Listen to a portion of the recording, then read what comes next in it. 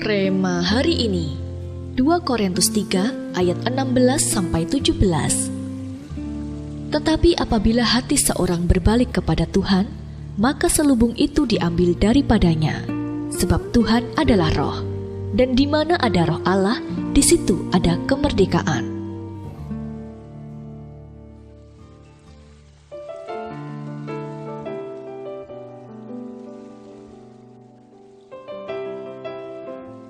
Kalau mau foto-foto, jangan pakai HP-ku, pakai HP kalian saja, ujar Mila saat sedang makan bareng teman-temannya.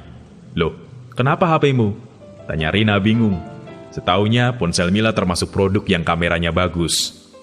Mila pun mencoba mengambil foto makanan dengan ponselnya, dan sambil memperlihatkan hasilnya ia berkata, "Lihat kan, gambarnya buram dan gelap. Sepertinya kamera atau software-nya rusak." Sejenak Rina memandangi ponsel Mila dan mengambil selembar tisu. Kemudian ia menyeka lensa kamera di bagian belakang ponsel tersebut. Hasilnya, ketika Rina mengambil foto kembali, gambarnya terang dan tajam. Mila benar-benar tak habis pikir. Ternyata masalahnya ada pada debu dan kotoran tak terlihat yang menumpuk di lensa kamera ponselnya. Seperti lensa kamera yang menjadi kotor, seiring perjalanan kita sebagai orang Kristen, mata hati kita pun bisa terburamkan oleh debu dan kotoran dunia ini. Kalau kita tidak awas, segala ketakutan dan kekhawatiran dunia perlahan-lahan akan menyelubungi hati kita dan membutakannya.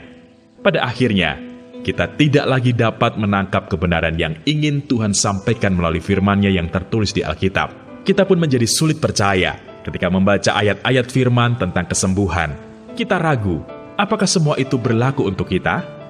Hari ini, bila kita menyadari bahwa itulah yang sedang terjadi, segeralah mendekat kembali kepada Tuhan. Sebab Tuhan berjanji kepada siapa yang membalikkan hatinya kepada Tuhan, Dia akan mengambil selubung itu dari hati kita. Bersihkanlah hati kita dari kekhawatiran yang menumpulkan iman kita. Jangan pernah kompromikan debu sekecil apapun itu. Maka Tuhan pun akan mencelikkan mata hati kita dan menjadikannya terang. Rema demi rema serta pewahyuan yang menguatkan manusia roh kita dapat kita terima. Semakin hari, kita pun semakin mengenalnya dan kuasa kebangkitannya, sehingga akhirnya mujizat kesembuhan besar bekerja dalam dan melalui hidup kita. Hal apa sajakah yang saat ini menyelubungi hati Anda?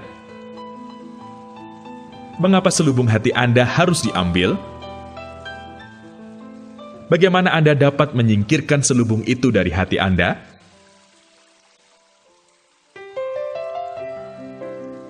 Bapa yang baik, kami akui ada banyak hal yang terjadi dalam hidup kami yang menjadi selubung hati kami, sehingga kami pun tidak dapat menangkap kebenaran firman-Mu.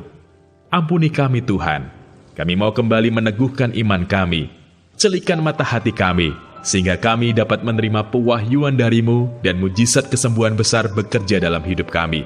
Di dalam nama Tuhan Yesus, kami sudah berdoa. Amin.